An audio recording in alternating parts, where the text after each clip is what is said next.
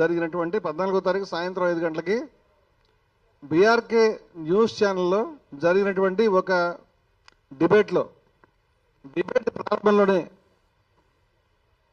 ఒక వ్యక్తి నా పైన భౌతిక దాడి చేయడం అనేది, కొట్టడం అనేది జరిగింది. ఇది 2 రాష్ట్రాలు కూడా, ఇంకా చెప్పాలంటే దేశవ్యాప్తంగా కూడా బాగా అందరికీ తెలిసింది. దానికి దేశవ్యాప్తంగా 2 తెలుగు రాష్ట్రాల్లో ప్రజాస్వామికవాదులైనటువంటి వాళ్ళు,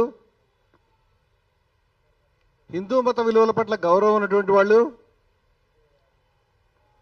ఆ మాటకు వస్తే దేశవ్యాప్తంగా కాదు ప్రపంచవ్యాప్తంగా కూడా అనేక మంది మాట్లాడడం, ఖండించడం, సందేశాలు పెట్టడం, వారికి అర్థమైనటువంటి పద్ధతిలో ప్రొటెస్ట్ని తెలియజేయడం, ఆ ప్రొటెస్ట్ని వారి చేతిలో ఉన్నటువంటి మీడియా ద్వారా, సోషల్ మీడియా కానివ్వండి, మరొక రకంగా వ్యక్తపరచడం. అదేవిధంగా 2 తెలుగు రాష్ట్రాల్లో కూడా అనేక జిల్లా కేంద్రాల్లో, పట్టణాల్లో, గ్రామాల్లో సైతం ఊరేగింపులు, సభలు, అనేక కార్యక్రమాల ద్వారా ఈ దారుణాన్ని ఖండించడం అనేది జరిగింది. చర్చకు వచ్చినప్పుడు ఎవరైనా కొట్టడం అనేది మనుషులు ఎవరైనా ఖండించాల్సిన విషయం. దానికి మతం అక్కర్లేదు, సిద్ధాంతం అక్కర్లేదు, ఆయనేం మాట్లాడుతున్నాడు, ఈయనేం మాట్లాడుతున్నాడు, అది కూడా అక్కర్లేదు. ఎందుకంటే ఎవరు ఏం మాట్లాడినా సరే దాన్ని వినగలిగే సహనము, ఆ చర్చలో దాన్ని చర్చించి వాద ప్రతివాదాలు చేసుకోవడానికే ఈ డిబేట్లు జరుగుతాయి. కానీ అదేమి కుస్తీ పట్టుకునేటువంటి గోదా కాదు. కానీ ఈ విషయం పైన ఒక దాడి జరిగినప్పుడు నేనైతే నా శత్రువులు, నేను అంగీకరించలేనటువంటి విద్వేషపూరితమైన వాదనలు చెప్పేటువంటి వాళ్ళు, మతోన్మాదులు లేదా అసమానత్వాన్ని కోరుకునే వాళ్ళు ఎవరైనా కూడా వాళ్ళ వాదన వినిపిస్తుంటే వాళ్ళని ఎవరైనా కొట్టుంటే నేను ఖచ్చితంగా ఖండిస్తానని చెప్తున్నాను. ఎందుకంటే ఎవరిని కొట్టడం అనేది అది వాదనల బలహీనతకి చిహ్నం అవుతుంది తప్పితే వాద పట్టింపుకి చిహ్నం కాదు. ఈరోజు నన్ను కొట్టడం అనేది జరిగిన తర్వాత, ఖండించిన తర్వాత కొన్ని ఆశ్చర్యకరమైనటువంటి స్వరాలు ప్రారంభమైనాయి. మొదట కొందరు కొట్టడం కాదు, చంపేయాల్సింది, ముక్కలుగా చంపేయాల్సింది, లేకపోతే చాలా దూషణలు, చాలా మనం ఇక్కడ సభ్య సమాజంలో మాట్లాడుకునేటువంటి బూతు మాటలతో ఆ మనిషికి ఇటువంటి శిక్ష పడాలి, అటువంటి శిక్ష పడాలి అని నా గురించి నిందించడం జరుగుతుంది. కొట్టిన అతనికి చిన్న సెక్షన్స్ పెట్టారు, స్టేషన్ బెయిల్ వచ్చింది. బెయిల్ రాగానే కొందరు వచ్చి సన్మానం కూడా చేశారు. ఇది మనం సభ్య సమాజంలో ఉన్నామా, నాగరిక సమాజంలో ఉన్నామా తెలియని పరిస్థితి. ఆయనని అరెస్ట్ చేయడానికి కూడా మనం చాలా ఉద్యమాలు చేయవలసి వచ్చింది. ప్రెస్ మీట్లు, అఖిల ప్రజా సంఘాల సమావేశాలు అనేకం జరిగినాయి. కానీ అతనిని అరెస్ట్ చేయడంలో జరిగినటువంటి తాత్సారం ఫలితంగా ఆయన చాలా చోట్ల మీడియాలో అరెస్ట్ కాకుండానే చాలా ఇంటర్వ్యూలకి వెళ్ళాడు. ఆ ఇంటర్వ్యూలు చేసిన పెద్ద మనుషుల సమక్షంలోనే నేను కొట్టాల్సింది కాదు, పొరపాటుని కొట్టాను, ఇంకా చంపేయాల్సింది లేదా ఇంకెక్కడైనా చంపాల్సిందని చెప్పడం, అలాంటి మాటలు మాట్లాడడం. ఇంకొందరు అయితే, ఏమయ్యా కెమెరా ముందు ఎందుకు కొట్టావయ్యా, కొంచెం ఇంటికి వెళ్ళి కొడితే బాగుండేది కదా, ఆఫీస్కి వెళ్ళి కొడితే బాగుండేది కదా అని చాలా నీచమైన, నికృష్టమైనటువంటి, అసలు ఎందుకు ఇలా మాట్లాడుతున్నారో తెలియదు. కొంతమంది ఆయన సమక్షంలో ఆయన లేనప్పుడు కూడా వీడియోలు పెట్టి రమణమూర్తిని కొట్టాలంటే మార్గాలను కూడా సూచించారు, ప్రోత్సహించారు, కొట్టాల్సిందే తప్పు లేదన్నారు. ఇంతేకాకుండా ఆ రోజు నుంచి మొదలుకొని నా పైన ఎక్కడెక్కడి నిందలు కూడా నా పైన వేస్తున్నారు. నాకు అర్థమైనటువంటి నిందల్ని కొన్ని మీ దృష్టికి తీసుకొస్తాను. ఈ నిందలు సమంజసమా, సబబా కాదా అనేటువంటి వాటికి నేను నా జవాబు చెప్తాను. తర్వాత జవాబు చెప్పేటువంటి అవకాశం ఉంటుందో లేదో కూడా నాకు తెలియదు.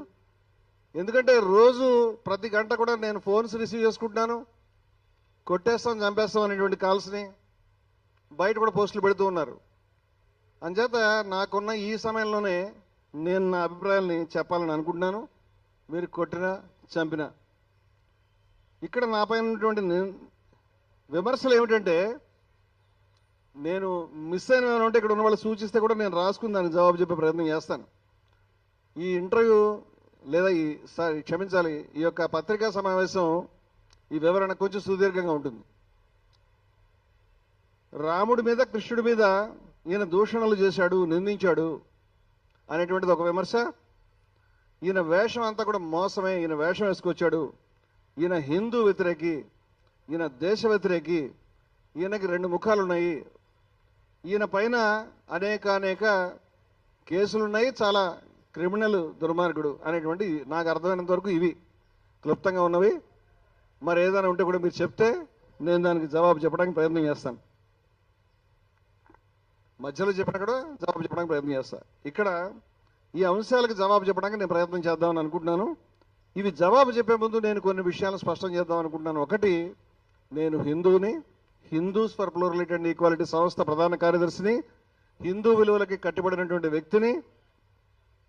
నేను హిందూ అజ్ఞేయవాదిని, అజ్ఞేయ అద్వైతిని అని కూడా చెప్పాను.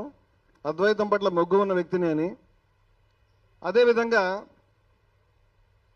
అనేక హిందూ కార్యక్రమాలు నిర్వహించిన వ్యక్తిని.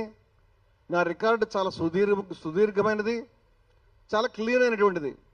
విజయ విహారం పత్రిక ప్రారంభం నుంచి కూడా నేను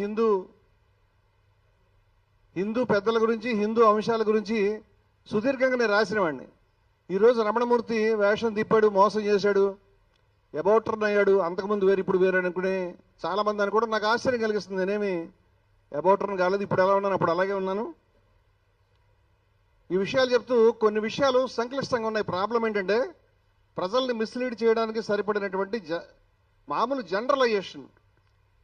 సరే, ఎవరు అర్థం చేసుకోకుండా ఎవరు అర్థం చేసుకున్న విజ్ఞులు అర్థం చేసుకుంటారు కాబట్టి చాలా ఇంట్రికేట్గా, అంటే చిక్కుగా, సంక్లిష్టంగా ఉన్నటువంటి ఈ తాత్వికమైనటువంటి ప్రతిపాదనలనండి లేకపోతే విషయాలనండి నేను ఇదే విధంగా మీ ముందు ప్రజెంట్ చేయడానికి ప్రయత్నం చేస్తాను, తప్పదు నాకు.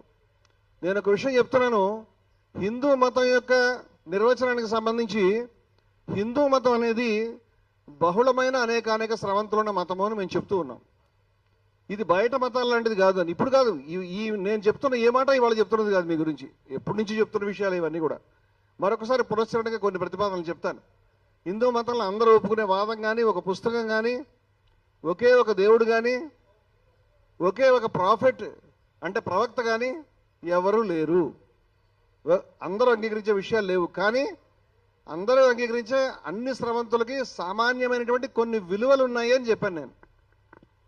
ఈ విలువలు ద్వేషరాహిత్యము, సమానత్వము, కరుణ, నిర్మోహత్వం అని చాలా పెద్ద జాబితాని మేము ఇచ్చాం. అన్ని హిందూ స్రవంతులు దీనికి కట్టుబడి ఉన్నాయి. హిందూ మతం వేదం మీద ఆధారపడింది మాత్రమే కాదు, అవైదిక సాంప్రదాయాలు ఉన్నాయి. అవైదిక సాంప్రదాయాల ఇంకా ఎన్నెన్నో మహోన్నతమైన సాంప్రదాయాల యొక్క అపూర్వమైన సంగమం మా ధర్మం అని చెప్పాం మేము. అంచేత హిందూ మతం నుంచి విలువల్ని తొలగిస్తే, జ్ఞానం తొలగిస్తే హిందూ మతం కాదు అది. ఇప్పుడు నేను ముందుకొచ్చి చెప్తున్నాను, స్థూలంగా